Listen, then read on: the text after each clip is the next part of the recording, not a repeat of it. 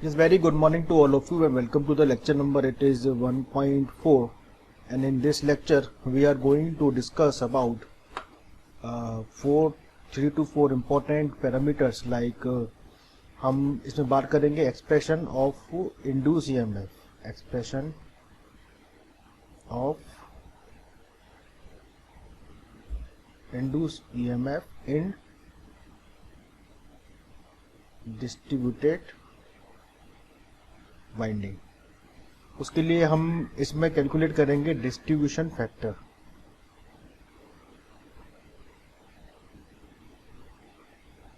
ठीक है, जैसा कि पिछली कुछ क्लासेस में हमने देखा था कि ये जो मशीन होती है, आपने देखा था कि जनरली इसमें ईएमएफ इंड्यूस होता है। तो ये हमने देखा था, ये मेरे ख्याल से क्लियर है आप लोगों को।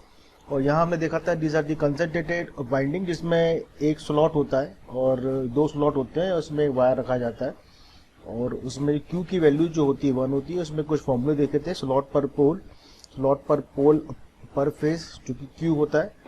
ये हमने बहुत अच्छे से सीखा था। इसके साथ साथ हमने ये भी सीखा था कि जो हमारे डिस्ट्रीब्यूटेड जो वाइंडिंग होती है उसमें नंबर ऑफ स्लॉट्स हम इंक्रीज कर देते हैं तो क्यू की वैल्यू जो होती है ग्रेटर देन 1 आती है, यानी कि 2 आएगी या 3 आएगी या 4 आएगी। जैसे कि यहाँ इस केस में हमने अपन ने बेसिकली नंबर ऑफ स्लॉट को बहुत सारे कर दिए थे और उसमें हमने देखा था क्यू की वैल्यू 3 आ रही थी, यानी greater than 1 called distributed winding.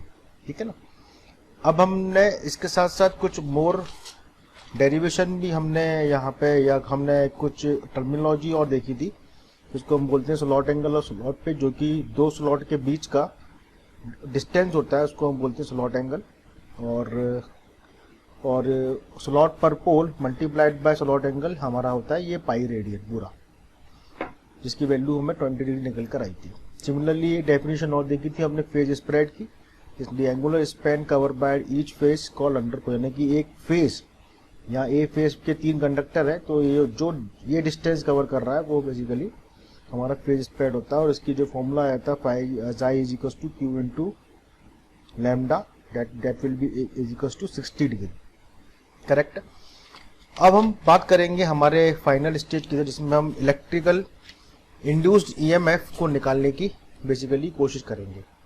उसके लिए हमें क्या करना है, हमें सबसे पहले बात करना पड़ेगा कंसंट्रेटेड में कितना ईएमएफ इंड्यूस हो रहा है, उसके बाद हम डिस्ट्रीब्यूटेड का ईएमएफ कैलकुलेट करने की कोशिश करेंगे। तो जैसे कि हमने देखा था कि हम जानते हैं कि concentrated induce EMF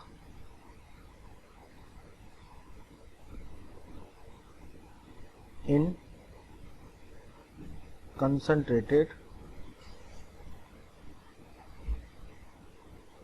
winding generalize formula है इंड्यूस ईएमएफ का, जो कि आई थिंक मेरे आपको सबको ये पता होना चाहिए कि इंड्यूस ईएमएफ का जो फॉर्मूला होता है वो basically E is equals to, अगर कंसंट्रेटेड वाइंडिंग की बात चल रही है, it is √2 pi F into phi M into N, where N is the number of turns. ठीक है ना। ये कंसंट्रेटेड में होता है जिसमें एक सिंगल वायर है या उसमें नंबर ऑफ टन्स है और उसमें इंड्यूस में होता है। हम बात कर रहे हैं डिस्ट्रीब्यूटेड की, हम बात कर रहे हैं जहाँ पर वाइंडिंग्स जो है डिस्ट्रीब्यूटेड है इस तरीके से। तो उस तरह में हम कैसे निकालेंगे वो हम सीख रहे हैं। सबसे पहले हम बात कर लेते हैं कि EMF per turn, EMF per turn, एक टर्न में कितना ईएमएफ इंड्यूस हो रहा है, that should be is equals to EMF per turn, मतलब मैंने इसको एन से डिवाइड कर लिया, that should be is equals to √2 pi F pi M. ठीक है ना। अब हमारे पास यहाँ पर जैसे कि देख रहे हैं, ये तो हमने एक टर्न में निकाल दिया। अब हम निकाल देते हैं कि एक स्लॉट में कितना हो रहा है, उसी के हिसाब से हम नंबर ऑफ स्लॉट से मल्टीप्लाई कर देंगे। तो हम जानते हैं कि टर्न पर slot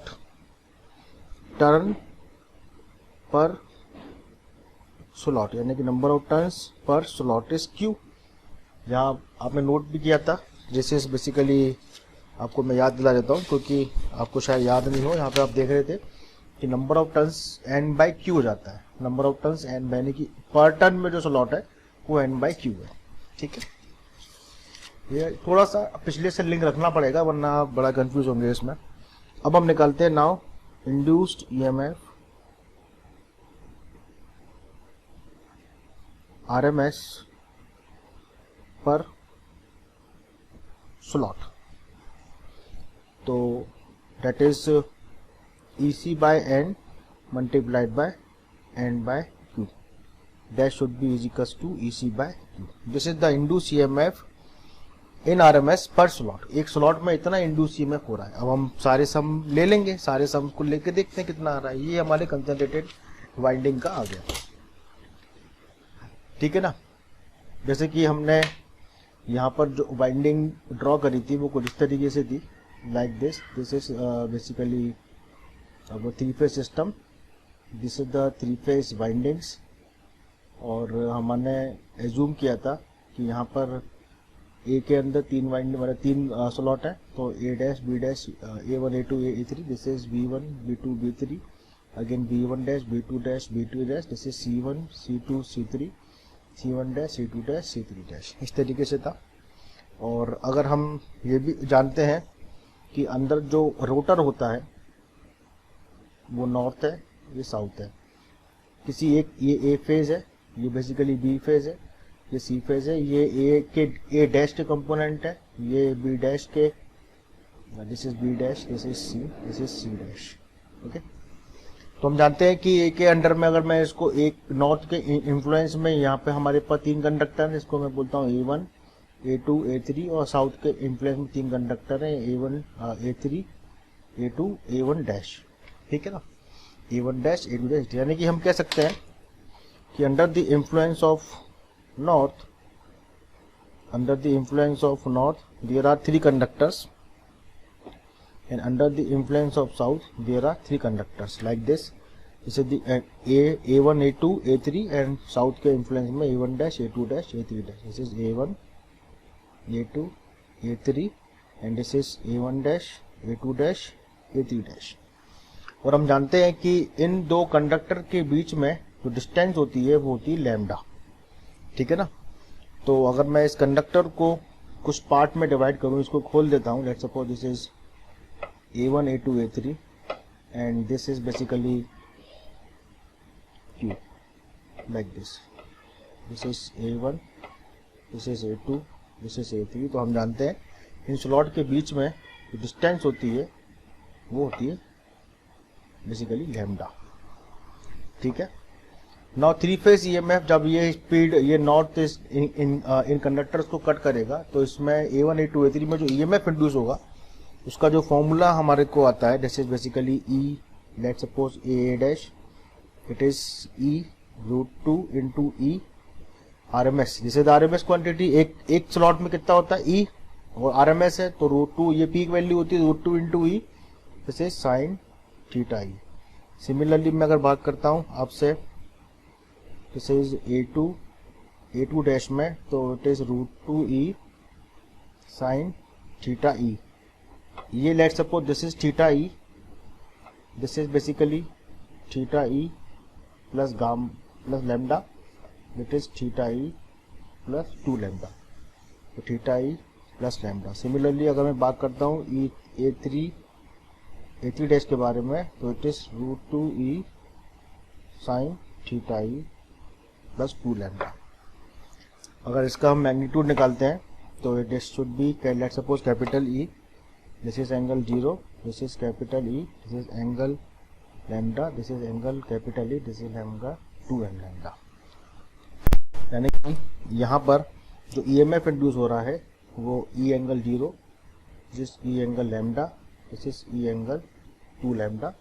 and let's suppose these are there are Q conductors. तो यहाँ पर जो EMF इंड्यूस होगा this is angle Q-1 lambda. तो हमारे पास एक सीरीज मिल रही है. अगर मैं इस पूरे रिजल्टेंट EMF निकालने की कोशिश करता हूँ, now I am trying to find the resultant induce EMF.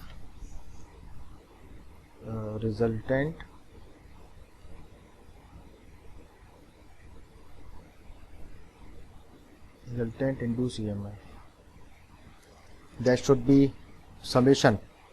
This is the distributed winding के लिए. That should be E angle 0 plus E angle lambda plus E angle U lambda plus dot dot dot plus to E angle Q-1 lambda.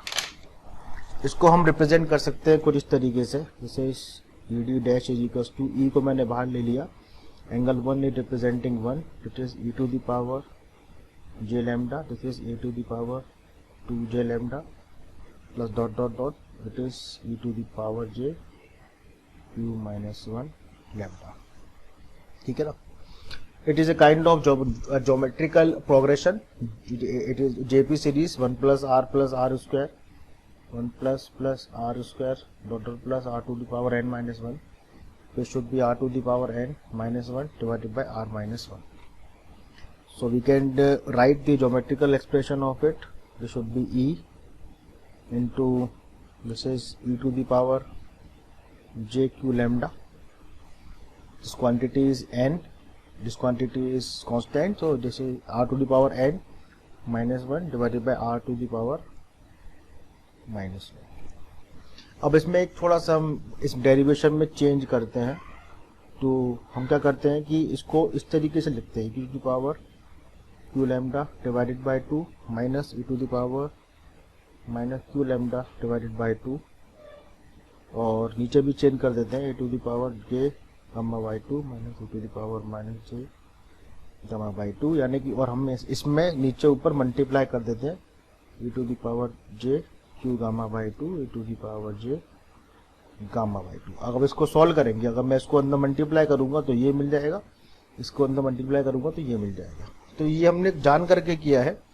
और इसके साथ हम इसमें एक change और करेंगे, हम इसमें 2j का दोनों तरफ डिवाइड कर देंगे. किस तरीके से, this is e to the power j q gamma by 2 minus e to the power minus j q gamma by 2 divided by 2j. Similarly e to the power j gamma by 2 e to the power minus j gamma by 2 divided by 2j.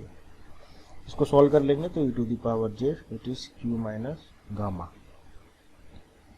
It is q minus q gamma, sorry, this should be e to multiplied by e to the power j, it is q minus 1 gamma by 2. ये जो formula होता है ये वाला, ये basically formula होता है sine alpha का. साइन अल्फा का अगर आप फॉर्मूला लिखें e to the power j alpha minus e to the power minus j alpha divided by 2j. So that can be represented as this sin q gamma by 2 divided by sin, it is gamma by 2, and it is again multiplied by j q minus 1 gamma by 2. ठीक है. अब क्या करें, इसको solve कर लेते हैं. that ED is equals to concentrated winding, it is and this is basically q by 2 like this. This is E की वैल्यू हम कहाँ से निकालेंगे, E की वैल्यू हम यहाँ से पुट कर देंगे. E should be EC by Q. तो हमने EC बाय Q यहाँ पे पुट कर दिया. This is E, this ED is equals to EC by Q sin Q gamma by 2 divided by sin gamma by 2, and this angle is Q minus 1 gamma by 2. ठीक है. इसको हम represent कर सकते हैं एंगल से. अब इसको सॉल्व कर लेते हैं. बस थोड़ा सा ये, इसके बाद ये चाहिए हमारा ये कॉन्सेप्ट थोड़ा सा जो बचा है खत्म हो जाएगा. Now we can find the magnitude. हमें इसका मैग्नीट्यूड निकालना है इस चीज का. तो इसका मैग्नीट्यूड जब निकालेंगे, this is ED mod, this EC sin Q gamma by 2, this is Q sin gamma by 2. Now we can move towards, this is the one formula, this is ED, this is the induced EMF and distributed winding. That should be noted. Now we can move toward the distribution factor.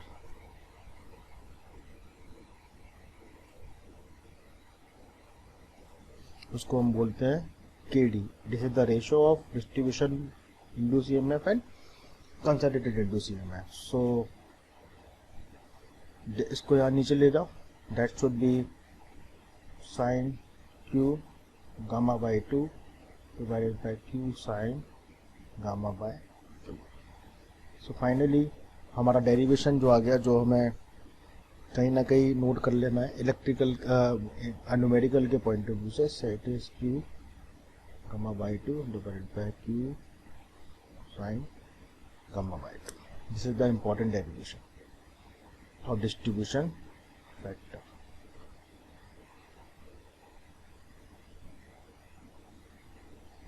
Used in numerical